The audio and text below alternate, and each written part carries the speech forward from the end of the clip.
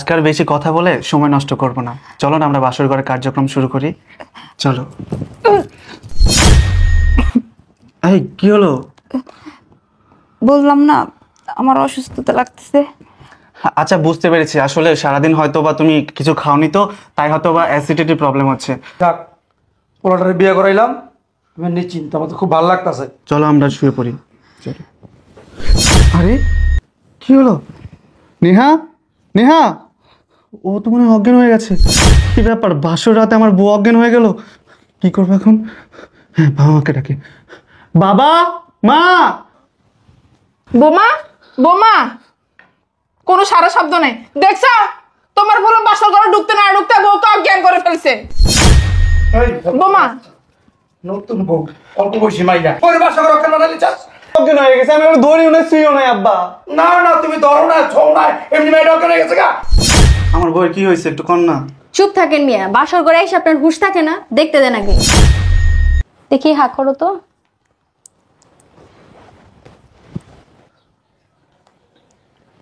Madam, খারাপ কিছু?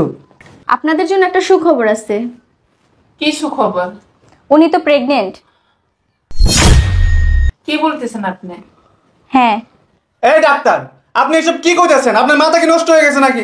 আজকে আমাদের বিয়ে হয়েছে, আজকে আমাদের বাসর ঘর, এখন ওর সাথে আমি বাসর রাত কাটাতেই পারি না, তার আগে আমার বউ কিভাবে প্রেগনেন্ট হয়ে যায়? এটা তো আর আমি বলতে পারবো না, কিন্তু আমি চেক আপ করে দেখলাম উনি 3 মাসের প্রেগনেন্ট।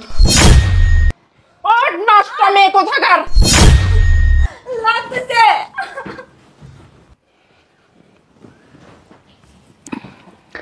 আজকে আমাদের বাসর রাত, এই রাতের জন্য আমি কতদিন ধরে অপেক্ষা করেছিলাম। আসলে বাবা যেদিন প্রথম তোমার ছবি দেখিয়েছিল না, ওই ছবি দেখে আমি মনে মনে ডিসিশন নিয়ে ফেলেছিলাম যে এই মেয়েটাই হবে আমার বউ। তো আমি আর না করতে পারিনি, বাবা আমার পছন্দের মতো তোমাকে আমি বিয়ে করে ফেলেছি। কি হলো, চুপ করে আছো কেন? তোমার চাঁদ মুখটা একটু আমাকে দেখাও। মাশাল্লাহ, অনেক সুন্দর, তোমার অনেক সুন্দর লাগছে। আচ্ছা একটা কথা বলো তো, আমাকে বিয়ে করে তুমি কি হ্যাপি? আসলে আমার না ভালো লাগছে না, আমার অস্বস্তি লাগছে। ও আচ্ছা, এটা কোনো ব্যাপার না। আসলে কি বলতো, সারাদিন তো এত ধকল গেছে, এর জন্য হয়তো তুমি টায়ার্ড আছো, ওটা কোনো ব্যাপার না। আর রাতে ঘুমালেই সব ঠিক হয়ে যাবে। আচ্ছা শোনো না, আজকাল বেশি কথা বলে সময় নষ্ট করব না, চলো না আমরা বাসর ঘরের কার্যক্রম শুরু করি। চলো। এই কি হলো? বললাম না আমার অসুস্থতা লাগতেছে।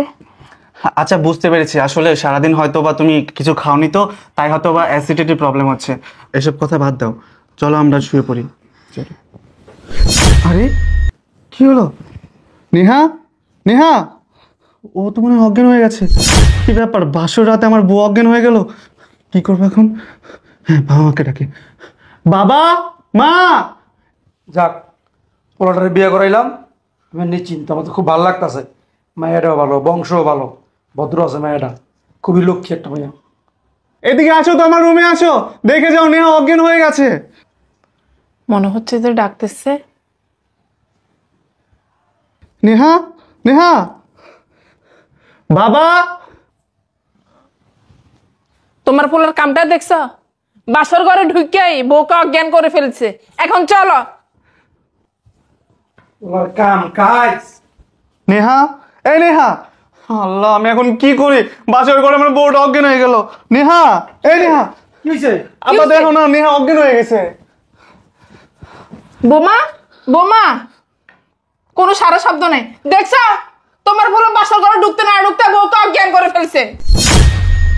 বোমা, নতুন বউ, অল্প বয়সী মাইয়া, ভালো মাইয়া, হ্যাঁ? কি করছিস তুই? ওর বাসা করে কেন বানালি চাস? আব্বা এই একটু পানি নিয়ে এসো তো, নয়তো ডাক্তারকে ফোন দাও।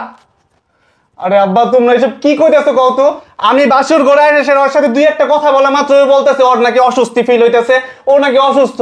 তারপর দুই একটা কথা কইতে না কইতে অজ্ঞান হয়ে গেছে, আমি ওর ধরিও না শুইও নাই আব্বা। না না, তুমি ধরো না, ছৌ না, এমনি মেয়েটা ওখানে গেছে গা। ছোট একটা মাইয়া। আব্বা আমি নিজেই তো বুঝতেছি না ও কে লিখে অজ্ঞান হয়ে গেল। এই নেহা, এত কথা নেহা, বাড়াবাড়ি না করে তুমি ডাক্তারকে ফোন দাও। বোমা, বোমা, তোমার আমি আগে বলছিলাম তোমার পোলার বয়স বেশি, কম বয়সী মেয়ে বিয়ে করাইও না। এখন বুঝো? কেমন ছিল? তোর পোলা বাসা করে ঢুকা এমন একটা কাম করবো আমি কি জানি? হ্যাঁ, আমার মান সম্মান কিছু রইল না। ভাই এর বলে কি দিকে তুই? আব্বা তোমরা এসব কি কথা কইতেছো কত? বউরে আমি ধরিও নাই শুইও নাই। ফোন দেওয়া ডাক্তার মান যদি কিছু থাকবো না। বাবা রে বাবা। আসসালামু আলাইকুম ডাক্তার ম্যাডাম। আর জরুরি একটা আমাদের বাসায় একটু আসেন। হ্যাঁ, তাড়াতাড়ি তাড়াতাড়ি। এই শয়তানের বাচ্চা, যে কামটা করছস মানুষ যদি জানে আমার মানিতে থাকবো। আরে আব্বা তোমরা এগুলো কি কথা কইতেছো কত? বউরে আমি ধরলাম না শুইলাম না, একাই অজ্ঞান হয়ে গেল, তোমরা শুধু শুধু আমার দোষ দিতেছো। হ্যাঁ, এমনি এমনি এমনি সবকিছু হয়ে যায়। হ্যাঁ, অজ্ঞান হওয়ার সময়ও পাইলো না, এই অজ্ঞান হয়ে এসে এখন সব দোষ আমার কাঁধে আইতেছে। এই মাথাতে পানি দাও নাই না। নেহা, নেহা, জ্ঞান ফিরছে। আব্বা দেখো ওর জ্ঞান ফিরছে। হ্যাঁ আম্মা জ্ঞান ফিরছে ওর। নেহা, বোমা তোমার কি হয়েছে? আমি জানি না আমার কি হয়েছিল, মানে আমার মাথা ঘুরতেছিল, তারপর হঠাৎ করে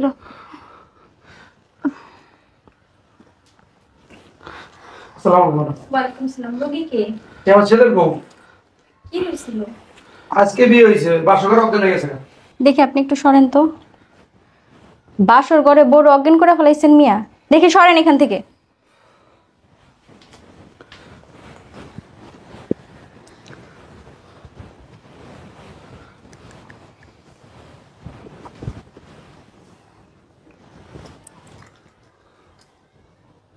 ডাক্তার ম্যাডাম, ও ডাক্তার ম্যাডাম, আমার বউয়ের কি হয়েছে একটু কন না। চুপ থাকেন মিয়া, বাসর ঘরে এসে আপনার হুঁশ থাকে না? দেখতে দেন আগে। দেখি হা করো তো।